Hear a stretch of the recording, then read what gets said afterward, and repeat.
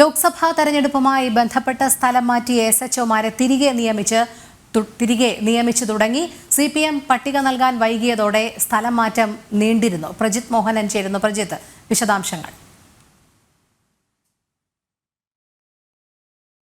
SHOമാരെ തിരിച്ചു നിയമിക്കാത്തതിൽ വലിയ വിമർശനം നേരത്തെ തന്നെ പോലീസിനകത്ത് തന്നെ ഉയരുന്നുണ്ടായിരുന്നു. ഇതിനൊരു പ്രധാനമായ കാരണം നിലനിന്നിരുന്നത് തെരഞ്ഞെടുപ്പ് തോൽവിയുമായി ബന്ധപ്പെട്ട് CPMൽ ഉയർന്നിരുന്ന ചർച്ചകളും അതുവഴി പോലീസിൽ ഏൽപ്പിക്കാൻ തീരുമാനിച്ച കടുത്ത നിയന്ത്രണങ്ങളുമാണ് എന്ന് പറയേണ്ടി വരും. നേരത്തെ ഈ DYSPമാരുടെ സ്ഥലം മാറ്റ പട്ടിക മുഖ്യമന്ത്രി മടക്കിയ സംഭവം ജനം TV റിപ്പോർട്ട് നൽകിയിരുന്നു. അതിന് ഈ CPM ജില്ലാ സെക്രട്ടറിമാർ നൽകുന്ന പട്ടികയ്ക്കനുസരിച്ച് മാത്രം ഇനി സ്ഥലമാറ്റങ്ങൾ നടത്താനായിരുന്നു. ഈ കഴിഞ്ഞ തിരഞ്ഞെടുപ്പ് പരാജയം ചർച്ച ചെയ്യാൻ ചേർന്ന CPMന്റെ സംസ്ഥാന നേതൃത്വത്തിന് അല്ലെങ്കിൽ സംസ്ഥാന സമിതിയിലും സെക്രട്ടേറിയറ്റിലും ഒക്കെ ഉണ്ടായ ഒരു ധാരണ. ഇതിന്റെ അടിസ്ഥാനത്തിലായിരുന്നു ഈ നിയമനങ്ങൾ പിടിച്ചുവെച്ചിരുന്നത്. ഇപ്പോൾ അന്ന് നിയമനങ്ങൾ പിടിച്ചുവെച്ചിരുന്ന SHOമാരുടെ പട്ടികയാണ് ഇപ്പോൾ പുറത്തുവിട്ടിരിക്കുന്നത്. നമ്മൾ എന്തായാലും കരുതേണ്ടി വരും. CPM നൽകിയ പട്ടികയ്ക്ക് അനുസരിച്ചാണ് ഈ നിയമനങ്ങൾ നടക്കുന്നത് എന്നുള്ള ഒരു അനുമാനത്തിലേക്കോ അല്ലെങ്കിൽ അതൊരു സൂചന എന്ന രീതിയിലേക്ക് കാര്യങ്ങൾ എത്തിച്ചേരുന്നുണ്ട്. എന്തായാലും CPM ജില്ലാ സെക്രട്ടറിമാർ പട്ടിക നൽകാത്തതിനാലാണ് DYSPമാരുടെ SHOമാരുടെ സ്ഥലം മാറ്റം നടക്കാതിരുന്നത്. തെരഞ്ഞെടുപ്പ് പെരുമാറ്റച്ചട്ടം അവസാനിച്ചാൽ ഉടൻ നടക്കേണ്ട സ്ഥലമാറ്റമായിരുന്നു ഇങ്ങനെ അനിശ്ചിതമായി വൈകിയത്. ഏതായാലും ഈ സർക്കാരിനെതിരെയുള്ള വലിയ ആരോപണങ്ങൾ, പ്രത്യേകിച്ച് ഈ TP ചന്ദ്രശേഖരൻ വധക്കേസിലെ പ്രതികൾക്ക് ചട്ടങ്ങൾ ലംഘിച്ച് ശിക്ഷ ഇളവ് നൽകാനുള്ള സർക്കാർ നീക്കം, അത് വിവാദമായ സാഹചര്യം.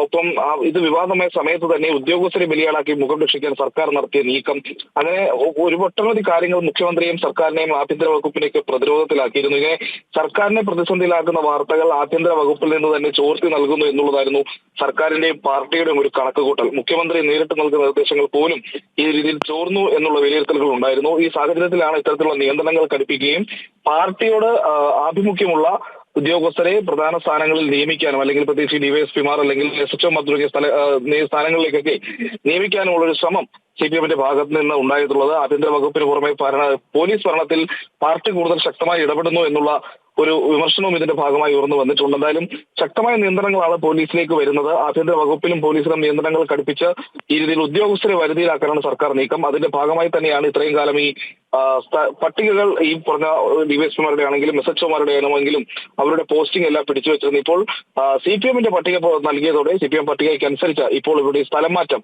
അല്ലെങ്കിൽ നിയമനം നടന്നുകൊണ്ടിരിക്കുന്നു. ലിസ്റ്റാണ് ഇപ്പോൾ പുറത്തു വന്നിരിക്കുന്നത്.